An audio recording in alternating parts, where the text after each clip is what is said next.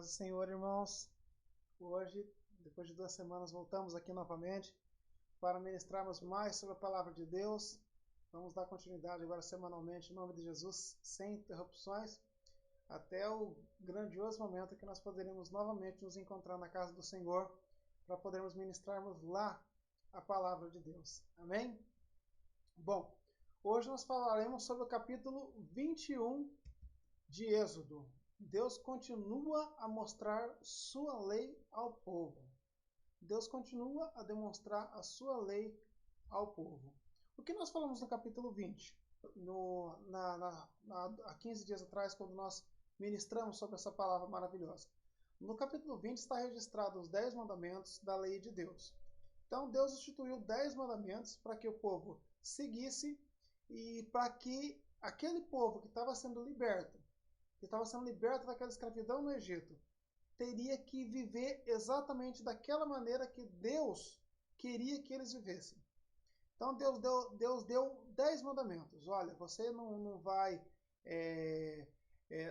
vai tomar meu santo nome em vão, não terá outros deuses diante de mim, não quero imagem de esculturas, vocês vão ter que guardar o dia santo do Senhor, não vai roubar, não vai furtar, não vai desejar a mulher do próximo, não adulterarás, não honrarás pai e mãe, e assim vai indo, não levantará falso testemunho contra os irmãos. Então Deus deu ali uma regra moral para que todos aqueles vivessem, de maneira com que Deus instituiu: olha, dessa maneira você fará a minha vontade vocês farão a minha vontade e viverão em sociedade. Lembrando que aquele povo, eles não viviam em sociedade como um povo organizado. Eles eram escravos.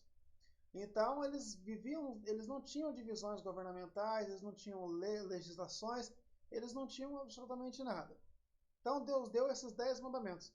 E a partir de agora, Deus começa a explicar como é que será esses 10 mandamentos. E esse tipo de capítulo, eu confesso aos irmãos que é um capítulo que traz muita dificuldade para ministrarmos sobre ele. Dificilmente nós veremos pregações em púlpito sobre capítulos dessa maneira, porque ele tem muitos aspectos culturais. Existem uma cultura dentro daquele povo, o povo vivia dentro daquela cultura, Deus está regulamentando a sua lei de acordo com a cultura que eles viviam naquele momento, que era uma prática absolutamente normal para todos eles. Um judeu que estivesse lendo essa mesma lei naquele tempo veria de maneira totalmente diferente da qual nós vemos. Mas será que mesmo assim, será que a palavra do Senhor fala coisas aos nossos corações? Será que a palavra nos fala aos nossos corações? Então aqui a palavra, eu separei aqui. Deus continua a mostrar sua lei ao povo. Nós vimos aqui, na última, que Deus estava demonstrando de que maneira que seria construído o seu altar. Seu altar não poderia ser construído com pedras, as pedras não poderiam ser trabalhadas, as pessoas não deveriam fazer de forma nenhuma imagens de escultura, absolutamente de forma nenhuma, em relação a aquilo que Deus planejou. A maneira com que eles deveriam construir o altar não deveria ter escada para mostrar a sua nudez. E então Deus demonstrou de maneira clara como seria, né? E agora Deus continua dando continuidade, né? E antes de nós darmos continuidade a isso que a palavra nos fala, eu gostaria de trazer aqui um texto do livro da Carta aos Hebreus, que nos fala as características da lei em nossa vida. Olha só, a lei traz apenas uma sombra dos benefícios que hão de vir, e não a realidade dos mesmos. Então aqui, a palavra nos fala que o que está sendo registrado na lei, embora seja aplicado dentro de um contexto diferente, dentro de uma cultura diferente, ela nos traz uma sombra, ela nos dá indícios de como será no futuro. Lembrando que a revelação de Deus ela é progressiva. Deus apareceu para Abraão de uma maneira, Deus foi se revelando a Moisés de maneira que libertou o povo, fez aquela demonstração maravilhosa. Deus instituiu um templo para que o povo pudesse adorar naquele templo. Deus mandou o seu Filho para que nós possamos aprender com ele e através dele, através do nosso Senhor Jesus Cristo, nós teremos acesso à salvação. Teremos acesso a esse local celestial, essa pátria celestial. Então aqui nesse momento ele fala, a palavra do Senhor nos fala. A lei traz apenas uma sombra dos benefícios que hão de vir, e não a realidade dos mesmos. Por isso, ela nunca consegue, mediante os mesmos sacrifícios repetidos ano após ano, aperfeiçoar os que se aproximam para adorar. Se pudesse fazê-lo, não deixaria de ser oferecidos, pois os adoradores, tendo sido purificados uma vez por todas, não mais se sentiriam culpados dos seus pecados. Então, a palavra do Senhor, ela nos fala, olha, aquilo ali que se passou, ela, embora não seja aplicado dentro da nossa cultura daquela maneira, de maneira literal, ela nos traz uma sombra, ela nos traz indícios daquilo que Deus fez e que Deus quis fazer, quer fazer na nossa vida hoje. E o apóstolo Paulo nos explica de maneira mais cabal ainda. Na carta aos Coríntios, ele fala, essas coisas ocorreram como exemplos para nós, para que não cobicemos coisas más como eles fizeram. Então esse texto, ele traz uma linguagem totalmente diferente, uma linguagem que não é muito procurada por nós, porque nós não entendemos e não imaginamos como podemos aplicar isso na nossa vida, mas ela é útil e a palavra de Deus é perfeita, porque ela é uma sombra daquilo que o Senhor fez, a sombra daquilo que o Senhor Jesus veio e concretizou na nossa vida. E ela nos serve como exemplo, para que nós não façamos o que eles fizeram. Então aqui a palavra do Senhor, ela dando continuidade então nesse capítulo 21, entendendo como é essa sombra que o Senhor quer trazer. Então vamos lá então. Deus estabelece regulamentações para o povo da aliança. São estas as leis que você proclamará ao povo. Se você comprar um escravo hebreu, ele o servirá por 6 anos, mas no 7º ano será liberto sem precisar pagar nada. Se chegou solteiro, solteiro receberá liberdade. Mas se chegou casado, sua mulher irá com ele. Essa era a lei da escravidão acerca do povo de Israel. Então aqui ele está falando, olha, se você adquirir, está falando, olha, então vamos regulamentar isso aqui. Existe uma prática de escravidão e essa prática de escravidão ela era aplicada em que contexto? Se alguém roubasse alguma coisa de alguém, essa pessoa deveria ser ressarcida. Se caso a pessoa não tivesse dinheiro, teria que ser ressarcido com o trabalho. Então, a compra desse trabalho seria de maneira escrava. A pessoa trabalharia sem um salário. Porém, não deveria maltratar. Porque muitas vezes, assim, nós temos uma visão de escravidão como a escravidão que nós convivemos aqui dos nossos antepassados, os negros, que eram tirados da África, vinham até aqui de maneira desumana naqueles navios negreiros, chegavam aqui, eram vendidos como mercadorias, né? E eram maltratados e eram chicoteados, e até mesmo o povo no Egito, que foram dominados pelo governo, eles foram dominados pelo governo, eram maltratados constantemente e eram obrigados a realizar trabalhos forçados para que eles pudessem realizar obras muito pesadas, ao qual Deus olhou e falou, não será dessa maneira. Porém, existe uma diferença entre o senhorio e os servos.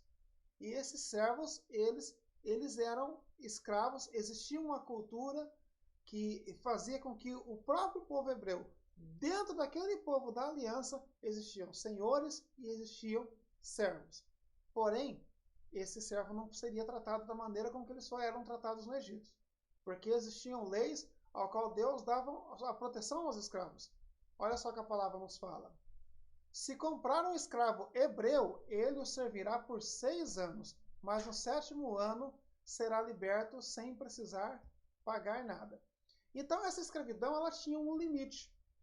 Nós vimos no início do texto, no capítulo 19, que ele fala, olha, ninguém irá trabalhar, nem vocês, nem os seus servos, e nem quem estiver dentro da sua casa irá trabalhar. Então, Deus estabeleceu um dia de descanso para esse servo, e esse servo, ele trabalhará, ele tem um prazo, ele vai ter esse período para poder pagar aquilo que ele fez. Se ele foi escravizado por uma dívida ou qualquer coisa assim, ele terá um prazo limite para cumprir tudo isso. Então, esse prazo será por 6 anos.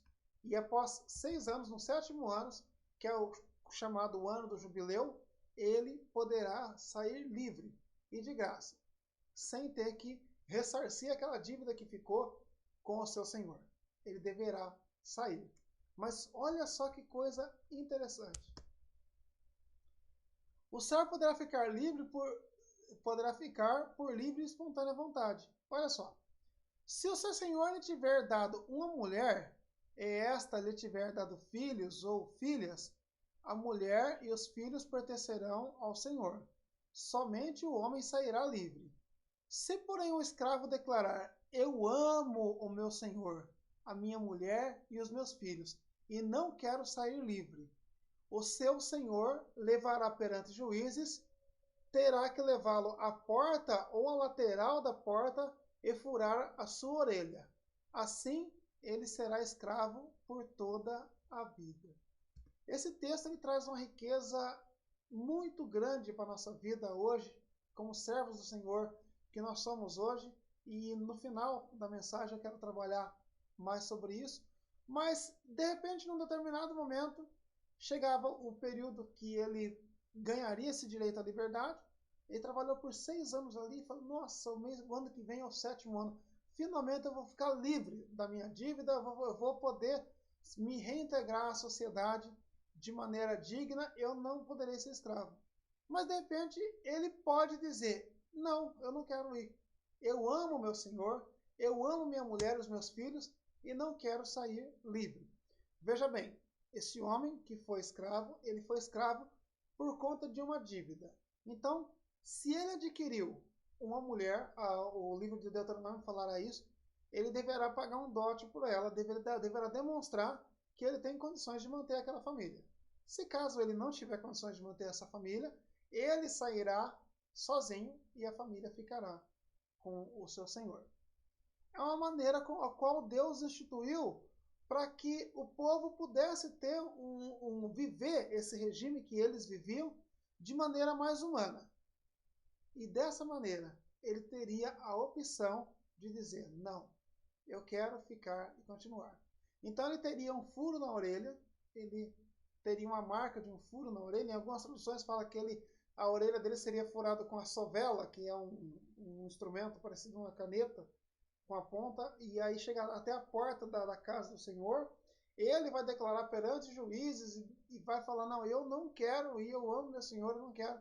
E aí ele seria furado a orelha e ele poderia ficar lá para sempre. Amém? E olha como continua as instruções de Deus acerca da sua lei. Se um homem vender a sua filha como escrava, ela não será liberta como os escravos homens. Se ela não agradar ao seu senhor, que a escolheu, ele deverá permitir que ela seja resgatada. Não poderá vendê-la a estrangeiros, pois isso seria deslealdade com ela. Se o seu senhor a escolher para seu filho, lhe dará direito de uma filha. Então aqui, olha de que maneira eles estão. Então, de repente, um dos escravos pegou, ele estava com a dívida. Existia uma cultura dentro daquele período. Não estou aqui dizendo que essa lei ela vai sendo quebrada progressivamente, entendeu? Mas nesse momento existia uma cultura. E Deus está regulamentando de maneira mais humana essa cultura para que eles não vivessem aqui, diante do povo de Deus, da maneira que eles viviam lá no povo egípcio. Dentro dessa cultura, se um homem vendesse sua filha como serva, ela fosse para seu senhor e ela não agradasse ao seu senhor, ela deveria ser devolvida à família. não deveria ser maltratada e nem vendida a estrangeiros. Ela deveria continuar vivendo dentro do povo da aliança. Porque vender ela para algum outro estrangeiro, não, para mim ela não serve, mas eu vou vender ela para um outro povo lá. Isso seria uma deslealdade com ela. Mas se algum dos filhos se encantar por ela e os dois ficarem juntos, ela deixa de ser escrava e ela passa a ser como uma das filhas da casa.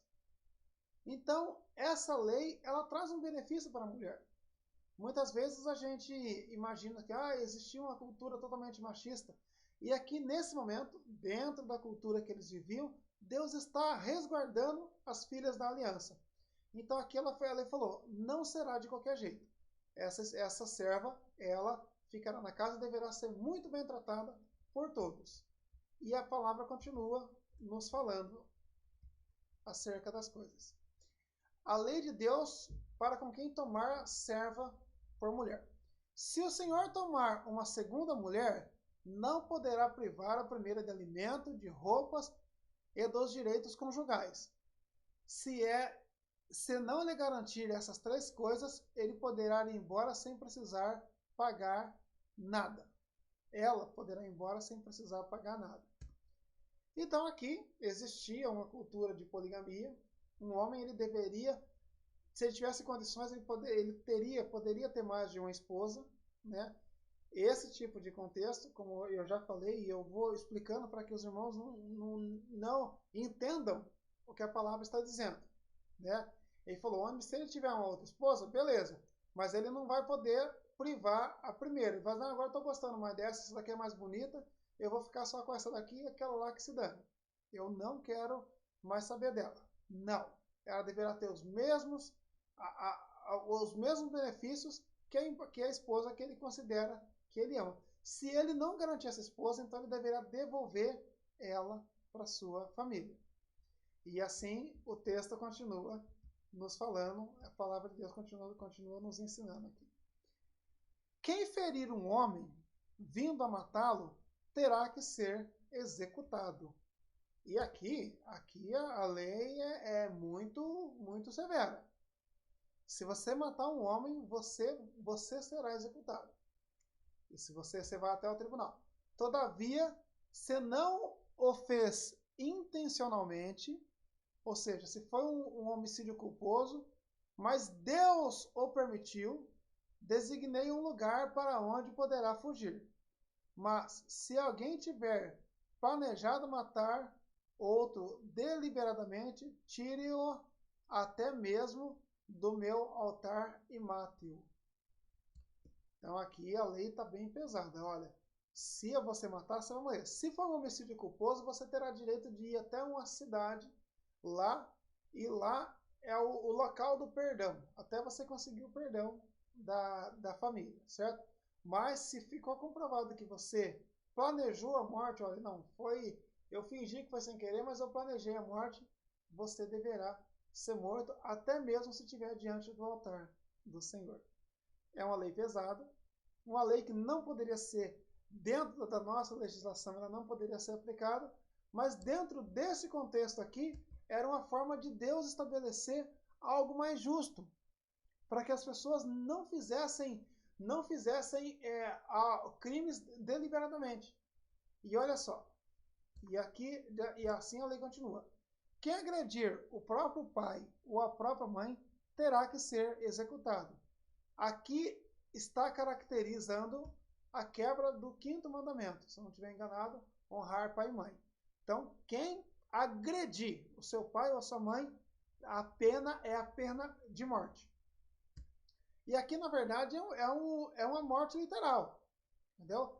Existia dentro dessa cultura essa punição, como existe até hoje em alguns países. Aquele que sequestrar alguém e vendê-lo, ou for apanhado com ele em seu poder, terá que ser executado. Quem amaldiçoar seu pai ou sua mãe, terá que ser executado. Então aqui, Deus impõe de maneira absolutamente severa as condições para que o povo continue, para que o povo obedeça à lei de maneira firme, que essa lei seja obedecida de maneira muito firme. E aqui ele vai dando continuidade. Se dois homens brigarem e um deles ferir o outro com a pedra ou com o punho, e o outro não morrer, mas cair de cama, aquele que o feriu será absolvido. Ou seja, então, os dois estão brigando. De repente, um acaba ferindo o outro. Se a pessoa morrer, a pena é pena de morte. Mas, se a pessoa não morrer, tudo bem, você não vai sofrer a pena de morte. Mas não vai ficar assim, não. Se o outro se levantar e caminhar com o auxílio de bengala, todavia ele terá que indenizar o homem ferido pelo tempo que este perdeu, responsabilizar-se por sua completa recuperação. Então, uma vez que você vai pensar em agredir um ou outro dentro do povo da aliança, você fique muito esperto com isso aqui. Se você agredir e essa pessoa ficar de cama, você vai ter que indenizar. Não vai ficar impune, não. Você vai ter que pagar aquilo que você fez. E olha só, se alguém ferir seu escravo ou escrava com um pedaço de pau e como resultado o escravo morrer, será punido. Então, você não poderá ferir o seu escravo, não poderá agredir seu escravo com pau e com madeira, mas, e olha só, se o escravo sobreviver após um dia ou dois, não será punido, visto que é a sua propriedade. Então, aqui, nesse momento, ele está dizendo que o escravo não deverá ser agredido. Se ele acabar agredindo o escravo e ele sobreviver e ficar tudo bem, ele não será punido. Porém, se caso acontecer dele tirar a vida de um hebreu, de um escravo, mesmo sendo servo, você não tem o direito de agredir e tirar a vida dele. Então, Deus deu uma lei para proteger. E aqui vai dando continuidade na lei. Se homens brigarem e ferirem uma mulher grávida e ela der à luz prematuramente, não havendo, porém, nenhum dano sério, o ofensor pagará a indenização que o marido daquela mulher exigir, conforme a determinação dos juízes. Mas se houver danos graves, a pena será vida por vida, olho por olho, dente por dente, mão por mão, pé por pé, queimadura por queimadura, ferida por ferida, contusão por contusão. Então aqui, na verdade, a gente imagina assim, nossa, né? A gente não imagina dentro da nossa sociedade hoje, 2020, algum povo vivendo dessa maneira. A gente fala, nossa, que coisa mais cabal, né? Esse é o Deus de amor. Mas dentro daquela sociedade que eles viviam, essa era a maneira de conter os excessos. Na verdade, existiam algumas leis que vocês deveriam aplicar. Essas leis devem ser aplicadas de maneira justa. Para que você, de repente, alguém roubou uma roupa do seu varal, você vai lá e mata ele. De repente, aconteceu isso aqui, a pessoa foi lá, ela não morreu, mas eu estou com tanta raiva que eu vou lá. Como aconteceu há pouco tempo atrás, às vezes a gente imagina que isso aqui está tão longe, é algo tão cabal, está tão longe. Aconteceu em Brasília na semana passada, um rapaz foi dar ré num carro, num shopping, bateu na porta de um outro carro. Ele percebeu que amassou a porta do carro, pegou e saiu correndo. Porém, o dono do veículo que teve a porta amassada, pegou e foi correndo atrás. Subiu no carro, estava próximo, subiu no carro, correu atrás e alcançou ele lá na frente. Eles entraram em discussão, eles mataram o pai, a mãe e um filho de 20 anos, na frente do menino de 8. Então, muitas vezes a gente imagina que isso daqui, quando a palavra nos fala isso daqui, a gente imagina que é algo muito cabal, algo muito violento. Mas o potencial do ser humano é ser muito violento. Então, certamente esse rapaz ele foi preso. A lei irá considerar que talvez ele seja como a arma era legalizada, ele teve algumas coisas, talvez um homicídio triplamente qualificado, talvez ele fique no máximo 6 anos. E ele tirou a vida de uma família inteira.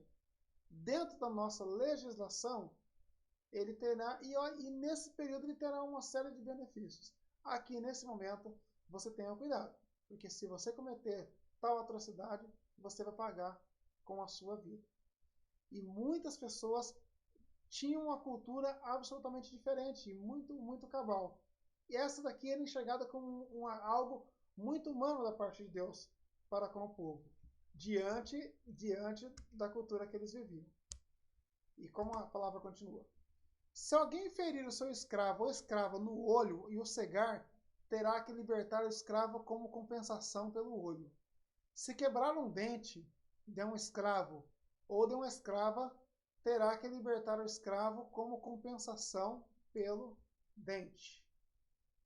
Então aqui a palavra está dizendo que esse regime de escravidão, ele não deverá ser de maneira cruel, de maneira severa, de maneira com que esse escravo apanhasse, e se ele fosse ferido e ficasse machucado, né, aqui ele está usando o olho, o dente, mas de qualquer maneira, o Senhor vai ter a obrigação de libertar esse escravo de graça, e aquela dívida que ele tinha ficou perdida.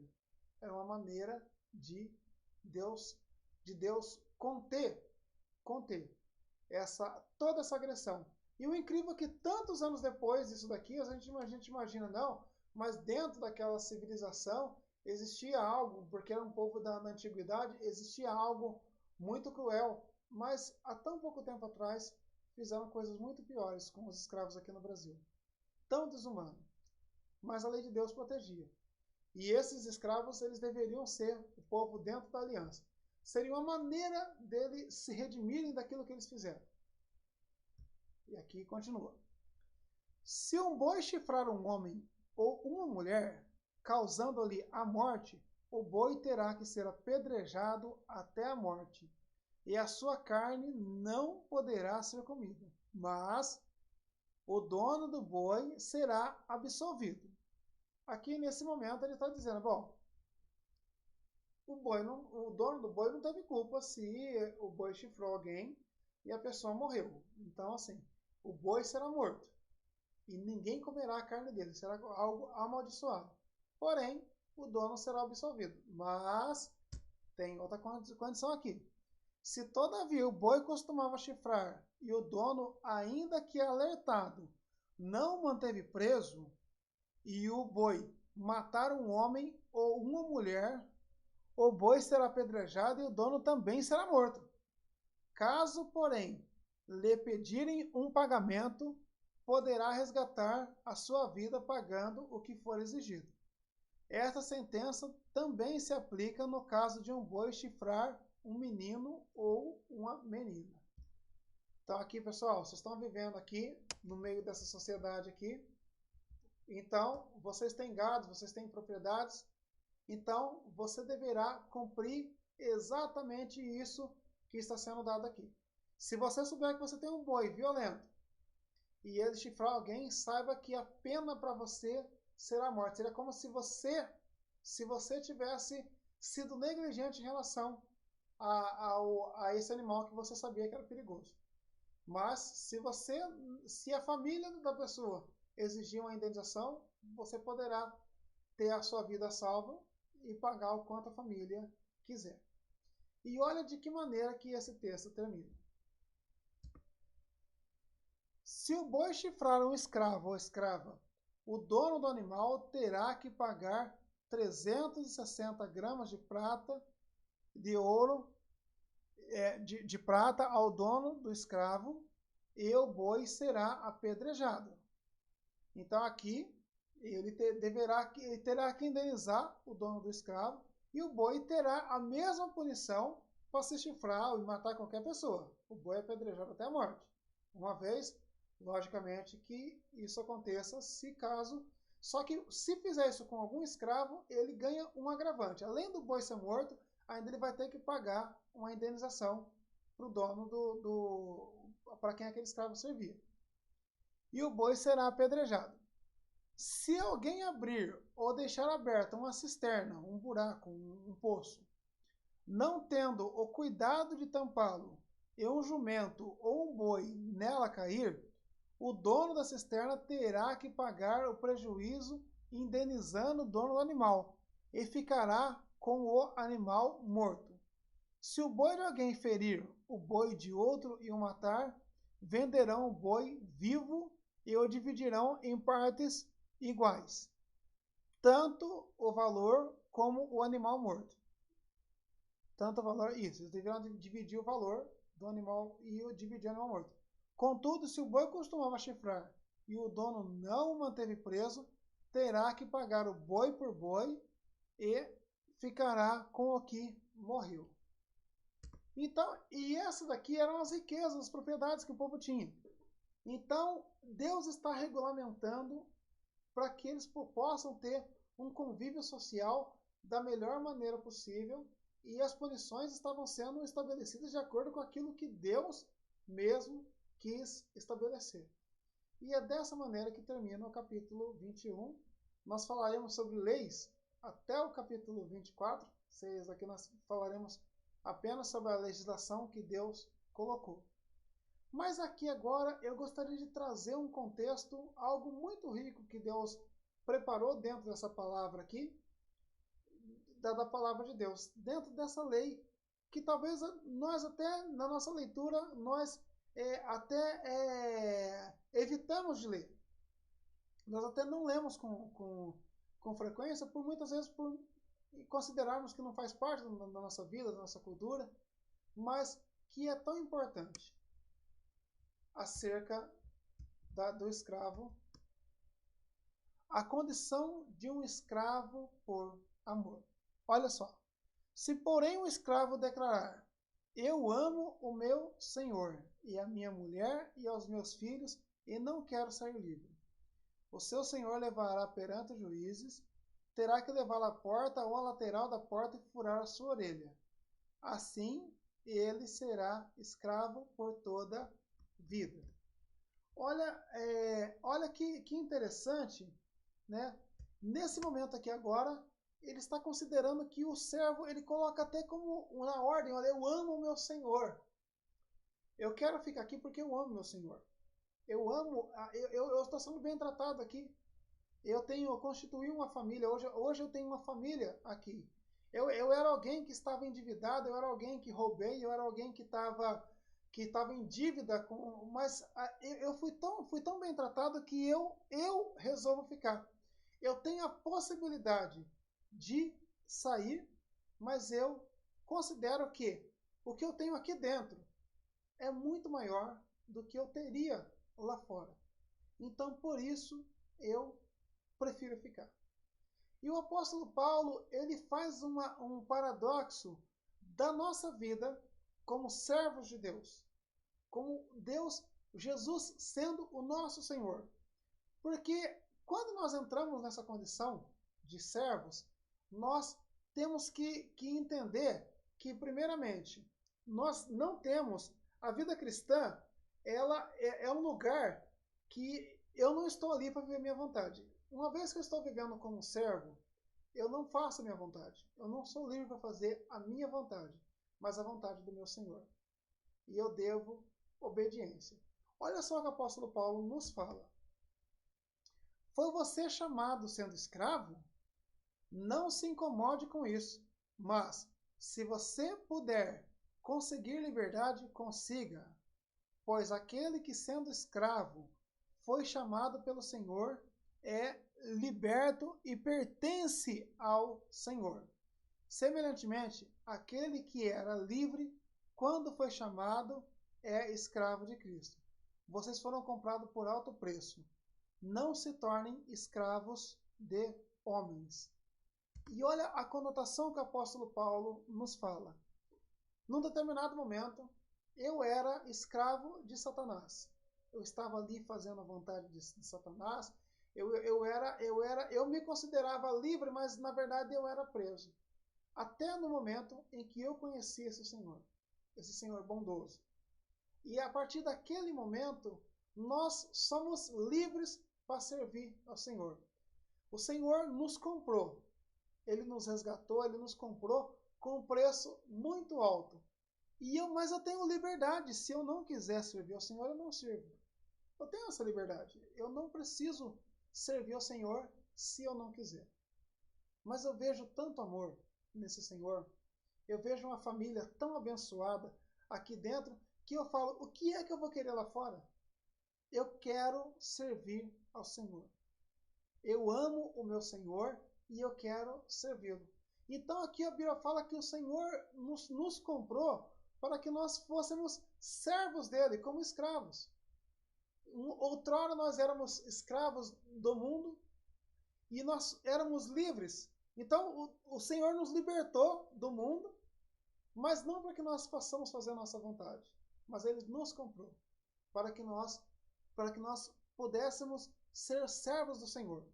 E olha só esse outro texto que eu separei. Nós somos servos de Deus por amor. A palavra nos fala: se você declarar com a sua boca que Jesus é o Senhor e crer em seu coração que Deus o ressuscitou dos mortos, será salvo. Olha, da sua boca que Jesus é o Senhor. Então, uma vez que nós consideramos que nós temos um Senhor, nós não somos livres para fazer aquilo que nós queremos. Por mais bondoso que um Senhor tenha, um servo ele tem as suas obrigações. Por mais que no nosso trabalho secular, por mais que o nosso patrão seja muito legal, o nosso patrão seja muito gente boa, o nosso patrão seja uma pessoa muito bacana com a gente, nós temos as nossas obrigações, nós temos nossos deveres, as nossas obrigações de servos. Então, o Senhor falou, se você confessar a Deus, a Jesus, como o seu Senhor e crer em seu coração, você será salvo. E olha só o que o apóstolo Paulo nos fala na segunda carta aos Coríntios. De qualquer forma, o amor de Cristo nos impulsiona, porque cremos que ele morreu por todos, e também cremos que todos morreram. Ele morreu por todos, para que os que recebam sua nova vida não vivam mais para si mesmos, mas para Cristo, que morreu e ressuscitou por eles. Está entendendo o paradoxo que a palavra nos fala? De repente, na velha aliança, o Senhor nos coloca um exemplo de um servo que ele tem o direito à liberdade, ele pode fazer o que ele quiser. Ele já cumpriu aquilo que ele deveria cumprir, mas ele fala, não, eu quero ser marcado, eu quero continuar aqui, eu quero servir esse Senhor para sempre. Porque eu entendo que eu não tenho nada lá fora. Tudo que eu tenho está aqui. E eu quero servir a esse Senhor. Eu ouvi essa semana uma história que eu achei muito interessante. Os irmãos que acompanham a Escola Bíblica sabem que eu gosto muito de contar a história. Abraham Lincoln foi um presidente dos Estados Unidos e um presidente que lutou muito pela libertação dos escravos. E de repente, um certo momento, estava tendo um leilão de uma escrava. E Abraham Lincoln foi participar. Ele, sendo presidente, sendo uma pessoa de muitas posses, ele foi participar desse leilão. E aí, num determinado momento, ele olhou aquela escrava, um olhar de tristeza tão grande que comoveu o coração dele. Ele falou, nossa, que olhar de tristeza. E aí, de repente, começou o leilão. Aí, o valor é X. Ele ofereceu o lance. Alguém cobriu. Ele pegou e cobriu, ofereceu um lance maior ainda. Aí ele pegou e cobriu novamente. Alguém ofereceu um lance maior, então ele decidiu, eu vou dar um lance tão alto, mas tão alto que ninguém vai chegar próximo de cobrir esse lance. Foi lá e deu um lance muito alto e arrematou aquela escrava. Por um valor muito mais alto do que ela valia dentro dos parâmetros que eles tinham ali naquele momento. E então ele pegou, a hora que a escrava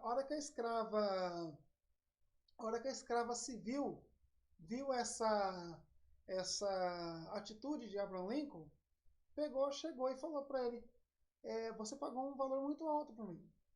Por que você pagou esse valor tão alto para mim? O que você quer de mim? O que você quer que eu faça? Ele falou, não quero que você faça nada, não. Eu paguei esse valor e eu quero te dar liberdade. Você pode ir embora, você pode fazer o que você quiser. Ele falou, mas como assim? Você pagou um valor muito alto e agora está mandando eu ir embora? Não, eu não quero absolutamente nada de você. Eu paguei um valor muito alto para que você seja livre. Daí falou, eu posso fazer o que eu quiser então? Você pode fazer o que você quiser, você está livre. E ela falou assim, Se eu posso fazer o que eu quiser, eu escolho te servir. Eu quero servir você. Então, olha de que maneira Abraham Lincoln, um homem imperfeito, mortal, pagou um alto preço monetário pela liberdade dessa escrava.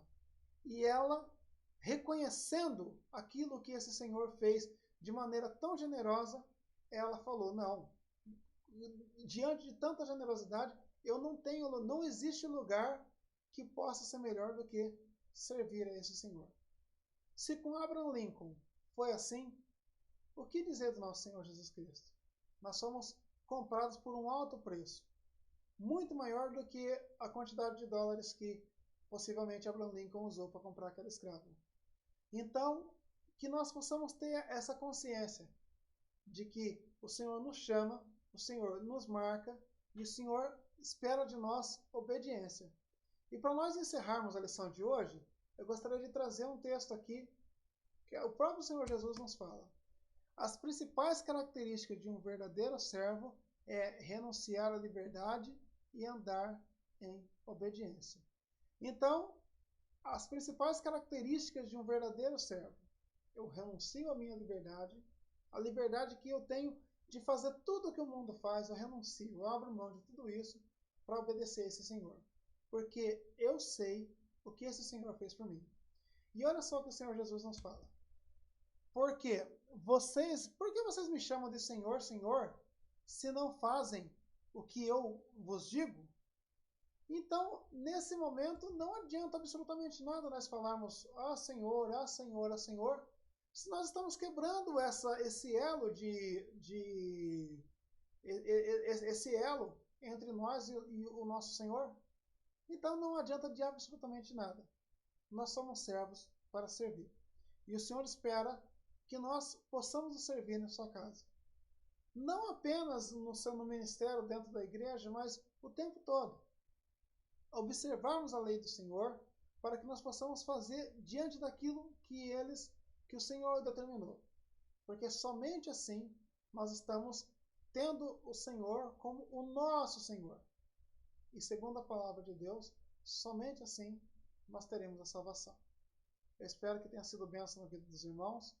Semana que vem continuaremos falando sobre o capítulo 22, em nome de Jesus, e continuaremos falando sobre a legislação que Deus impôs. Às 18h30 teremos um culto abençoado, e que os irmãos possam ter um bom domingo em nome de Jesus, e que essa palavra tenha sido bênção na vida dos irmãos. Amém? Deus abençoe, em nome de Jesus. Amém.